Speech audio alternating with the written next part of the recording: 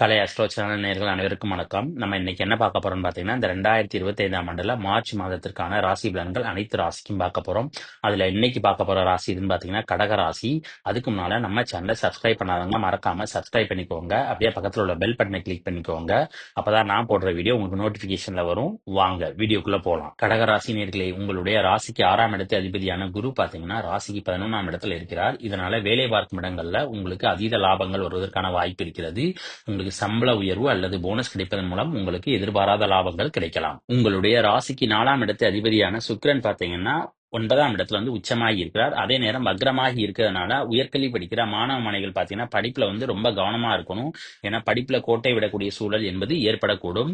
சுக்கிரனானவர் வக்ரமாக இருக்கிறதுனால புதிதாக வண்டி வாகனங்கள் எதுவும் வாங்கக்கூடாது. அதே நேரத்துல வந்து வண்டி வாகனங்கள்ல செல்லும் போதும் கவனமாக இருக்க வேண்டும். உங்களுடைய ராசிக்கு 3ஆம் இடத்து அதிபதியான புதன் பார்த்தீங்கன்னா 9ஆம் இடத்துல வந்து நீச்சமாகி இருக்கிறார். அதே நேரம் அவர் வக்ரமாக இருக்கிறதுனால ராஜயோகத்தை வந்து பெறுகிறார். இந்த ராஜயோகத்தின் அடிப்படையில பார்த்தீங்கன்னா நீங்க செய்கிற காரியங்கள் எல்லாவற்றிலும் வெற்றிகள் என்பது உங்களுக்கு கிடைக்கும். இளைய உடன்பிறப்புகளுடைய ஆதரவு என்பது நிச்சயம் உங்களுக்கு கிடைக்கும். அரசு வழி காரியங்கள்ல பார்த்தீங்கன்னா அனுகூலமான சூழ்நிலைகள் என்பது இருக்கும். 4ஆம் இடத்து அதிபதியான சுக்கிரன் பார்த்தீங்கன்னா வக்ரமாகி 9ல இருக்கிறதுனால உங்களுடைய உடல் ஆரோக்கியத்துல கவனமாக இருக்க வேண்டும். அதே நேரம் தாயாரினுடைய உடல் ஆரோக்கியத்திலும் கவனமாக இருக்க வேண்டும். உங்களுடைய ராசிக்கு 9ஆம் இடத்து அதிபதியான குரு பார்த்தீங்கன்னா 11ஆம் இடத்துல இருக்கிறதுனால திடீர் அதிர்ஷ்டத்தின் மூலமாக உங்களுக்கு பணவரவுகள் வருவதற்கான வாய்ப்பு இருக்கிறது. சனி மற்றும் சூரியனானவர் உங்களுடைய ராசிக்கு 8ஆம் இடத்துல இருந்து 2ஆம் இடத்தை பார்க்கிறதுனால உங்களுடைய தந்தையின் மூலமாக குடும்பத்துல வந்து சலசலப்புகள் ஏற்படுவதற்கான வாய்ப்பு இருக்கிறது. அதே நேரம் நீங்க குடும்பத்துல பாத்தீங்கன்னா பேசுற பேச்சுல வந்து கோபத்தை காட்டாமல் இருப்பது ரொம்ப நல்லது. சனி மற்றும் சூரியனானவர் ராசிக்கு 8ஆம் இடத்துல இருக்கிறதுனால தந்தையாரினுடைய உடல் நலத்துல வந்து கவனமாக இருக்க வேண்டும். ஏன்னா அவர்களுடைய உடல் நலத்துல வந்து ஆரோக்கிய குறைபாடுகள் ஏற்படுவதற்கான வாய்ப்பு இருக்கிறது.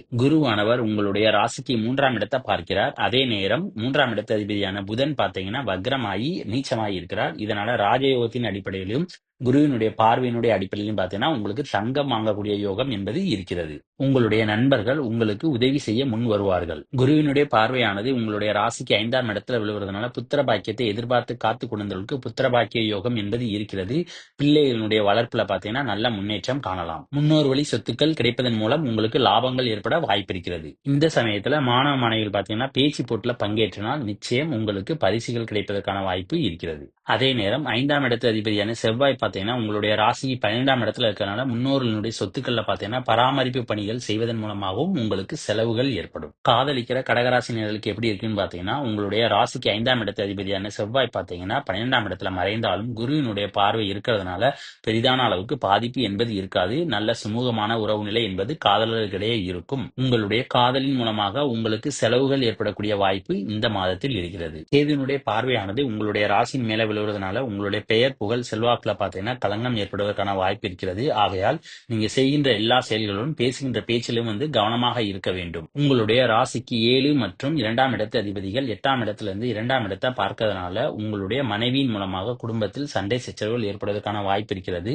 சனி சூரியனுடைய பார்வை 2ஆம் வீட்டுல விழுவதனால ஆரம்ப கல்வி படிக்கிற மாணவ மாணவிகள் பார்த்தீங்கன்னா படிப்புல வந்து கவனமா இருக்கணும். இல்லைன்னா படிப்புல வந்து தடை ஏற்படுவதற்கான வாய்ப்பு இருக்கிறது. சூரியனும் சனியும் சேர்ந்து உங்களுடைய ராசிக்கு 2ஆம் இடத்தை பார்க்கறதுனால கண் சம்பந்தமான பிரச்சனைகள் அல்லது தொந்தரவுகள் ஏற்படுவதற்கான வாய்ப்பு இருக்கிறது. காலேஜ் படிக்கிற மாணவ மாணவிகள் பார்த்தீங்கன்னா இந்த மாசத்துல வந்து படிப்புல வந்து ரொம்ப கவனமா இருப்பது நல்லது. சனியினுடைய பார்வையானது உங்களுடைய ராசிக்கு 10ஆம் இடத்துல விழுவதனால சொந்த தொழில் செய்யறவங்க பார்த்தீங்கன்னா செய்கிற வேலையில வந்து கவனமா இருக்கணும்.